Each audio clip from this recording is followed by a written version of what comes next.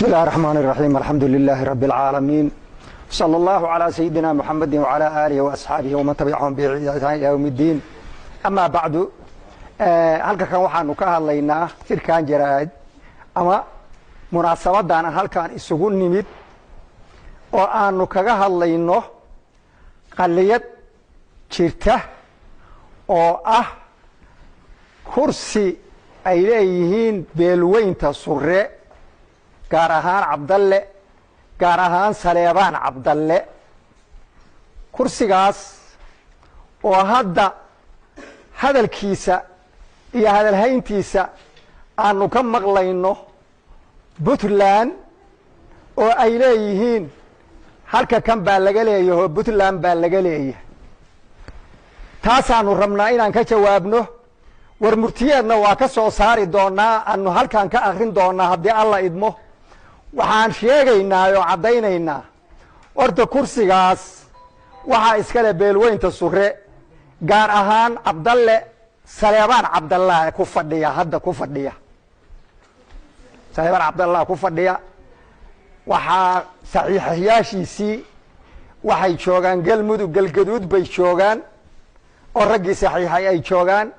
halkaanaa laga leeyahay.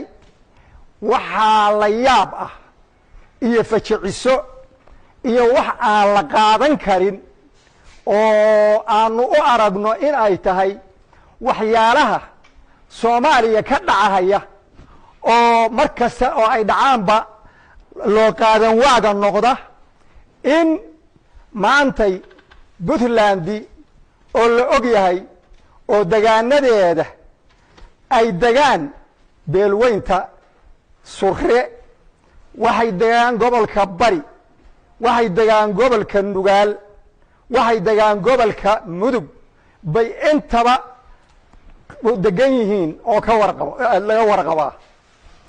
dowladda Puntland wax matalaad ah iyo wax tixgelin ah iyo wax xiriira oo ay la leedahay waxaa ka jira canshuurta ay ka qaataan. wax kale oo kala dhexeeyaa ma jiraan.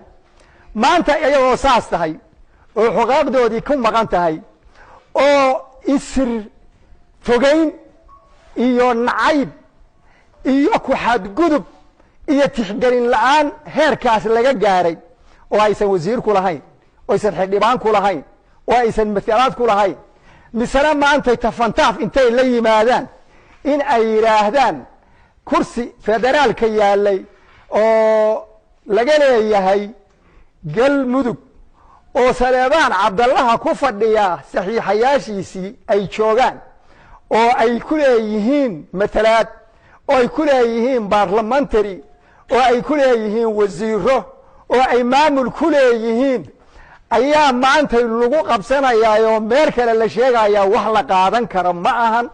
arrintaasu waxay dhibaato u geysanaysaa dadka iyo ummadaha iyo beelaha wada jooga carrada, in ay wax kala geliso oo dhibaato ay meeshaa ka abuuranto.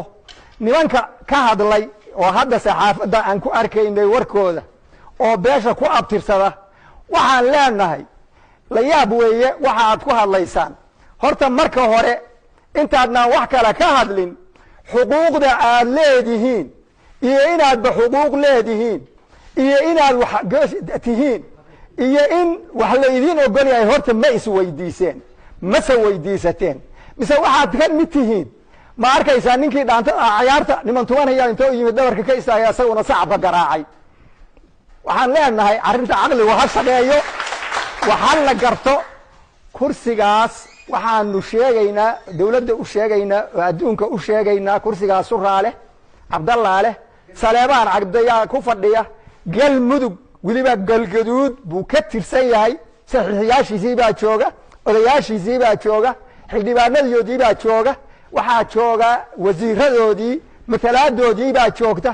taasna waxaan u aragnaa qolahaasu ku hadlaysana, kuwa beesha u tirsanana waxaan arkaysaa niman aan xisaabtamayn oo aan waxa la gudboon iyo waxa ka maqan midna aan garanayn.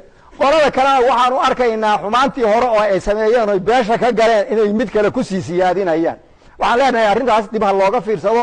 wasalaamu calaykum waraxmatullaahi wabarakaatu.